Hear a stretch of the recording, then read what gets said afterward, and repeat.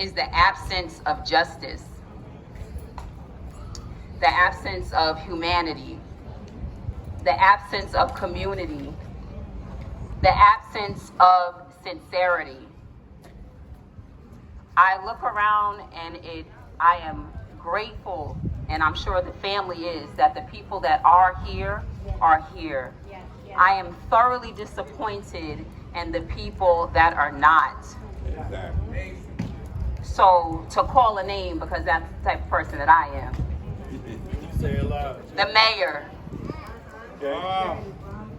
the person who's running for office. She's not here now. The people who have ran or who are running for District 3, which I now see him coming to the front, David Peters. We are talking about the absence of justice, the absence of sincerity. We are talking about a practice that one would say, the police would say, he did his job. But on the receiving end, this feels like a lot of what is happening in America. The end result is the same. Our black men are not going home. They are not afforded the opportunity to change. They are not afforded the opportunity for assistance.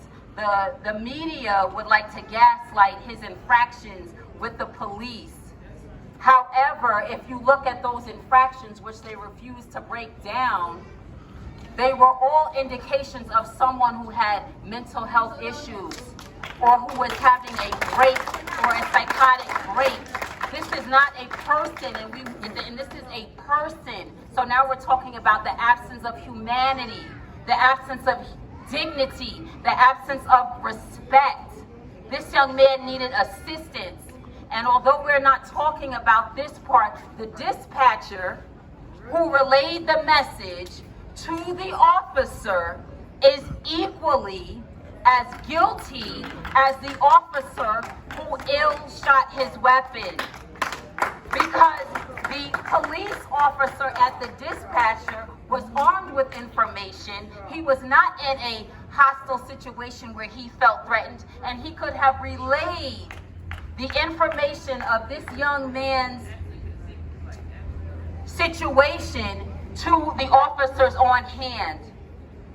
So when we are talking, this should not be the last time we get together in this manner. There should be a demand for swift justice, for a swift rectification of what is happening to the officer, and especially until he's brought up on charges or whatever the judicial process is. We have to be vigilant.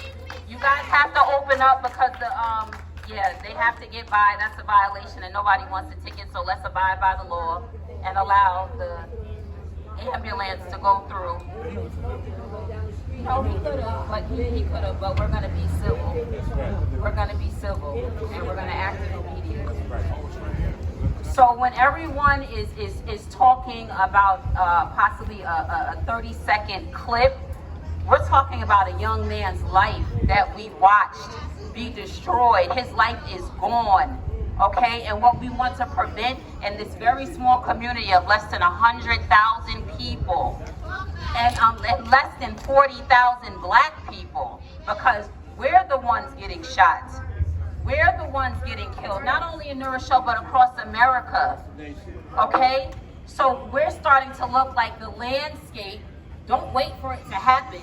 We're starting to look like the landscape of the rest of America. So I encourage you, those people who are running for office, because now this becomes a policy issue, hold their feet to the fire. If they can't come out here and stand and talk and reason with you, they do not need to be elected. They do not need to be elected. If the mayor cannot come out here, I don't care how many marches there are, and he can't stand in solidarity because he believes, even at the baseline of this, that there is a policy that needs to be corrected, march to his damn house.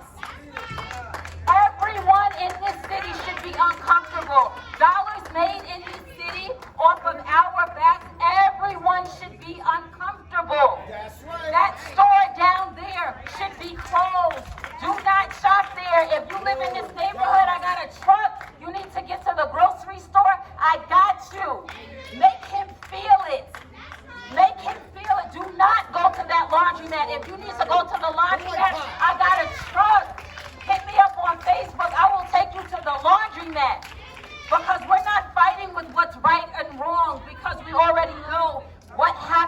on this side.